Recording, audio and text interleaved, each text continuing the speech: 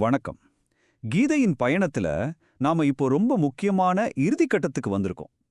முதல் 6 அத்தியாயங்கள்ல நீங்க யாருனோ, அடுத்த 6 அத்தியாயங்கள்ல கடவுள் யாருன்னு பார்த்தோம் இல்லையா? இப்போ அத்தியாயம் 13லிருந்து 18 வரைக்கும் பகவான் கிருஷ்ணர் அந்த 2 உண்மைகளையும் இணைக்க போறார். நீயே அது அப்படிங்கிற ஒரு ஆழமான பேருண்மையே நமக்கு புரிய வைக்க போறார். இந்த முழு விளக்கத்தோட மையமே இந்த ஒரு கேள்விதான். பார்ப்பவன் யார்? நம்ம கண்ணுக்கு தெரிகிற, நம்மால பார்க்கப்படுற இந்த உலகம், இந்த பொருட்கள் எல்லாம் என்ன? வாங்க, இந்த மர்மத்துக்குள்ள நாம நேரடியா போவோம். சரி, இந்த கேள்விக்கு நம்மளோட ரோஜ்கார் அனுபவம் ஒரு பதில சொல்லும். ஆனா அது ரொம்ப எளிமையான, அதே சமயம் தவறான பதில். முதல்ல அது என்னன்னு புரிஞ்சுக்கலாம். ஆமா, நம்ம எல்லாருக்கும் இயல்பா என்ன தோணும்? நான் பார்க்கறேன், என் முன்னாடி இந்த உலகம் இருக்கு, அப்போ நான் வேற, இந்த உலகம் வேற. சிம்பிள். ஆனா இது எந்த மாதிரி தெரியுமா?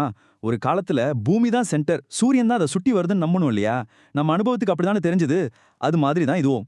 அனுபவத்தால் கிடைக்கிற இந்த அறிவு முழுமையான உண்மை இல்லைன்னு சாஸ்திரங்கள் சொல்லுது.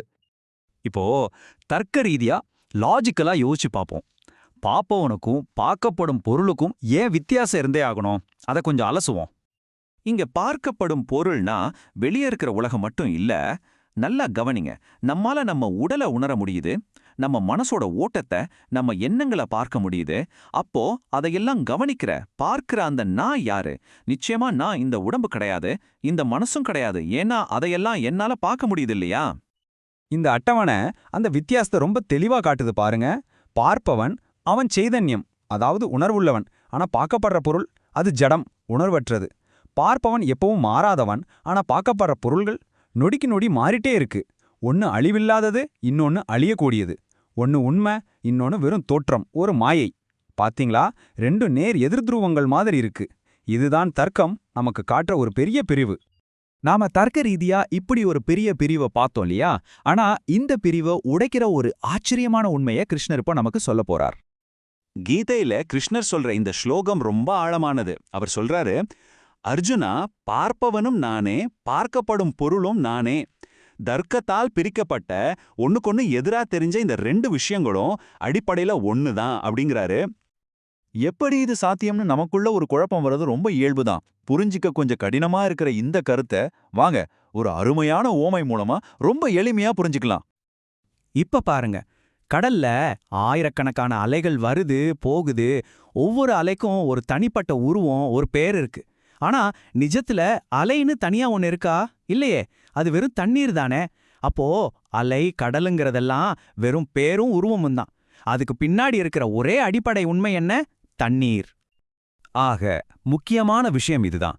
அந்த கடல் தண்ணீர் ஊமை மாதிரி தான் இந்த முழு பிரபஞ்சத்திலும் இருக்கிறது ஒரே ஒரு உண்மைதான். அதுதான் சைத்தன்யம் அல்லது பிரம்மம். பார்ப்பவனா இருக்கிற நீங்களும் சரி, உங்களால பார்க்கப்படுற இந்த உலகமும் சரி, எல்லாமே அந்த ஒரே சைத்தன்யத்தோட வெவ்வேறு தோற்றங்கள் தான். அவ்வளவுதான்.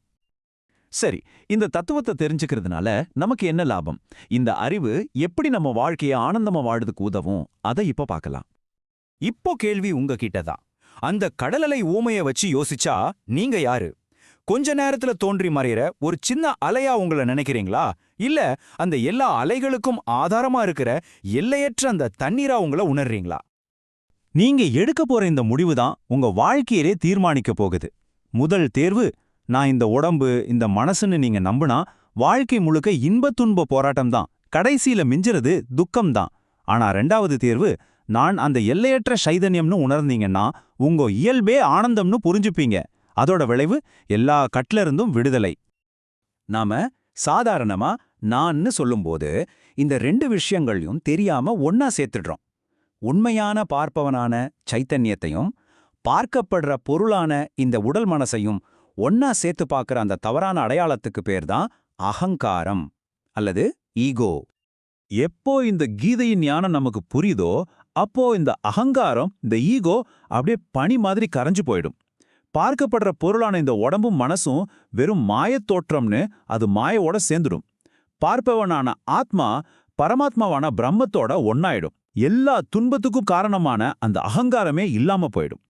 வேதாந்தத்துல இந்த ஞானத்தை ரொம்ப உயர்வா சொல்றாங்க. ஏன்னா இதுதான் அறிவோட உச்சம். இதை விட தெரிஞ்சிக்க வேற எதுவும் இல்ல.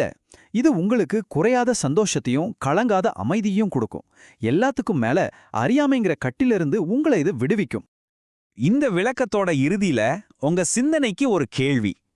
பார்ப்பவனும் பார்க்கப்படுற பொருளும் ஒண்ணுதானா? இப்போ இந்த நிமிஷம் உங்க கண்ணுக்கு முன்னாடி தெரியறதும் அதை பார்க்கற நீங்களும் உண்மையிலே யாரு யோசிச்சு பாருங்க.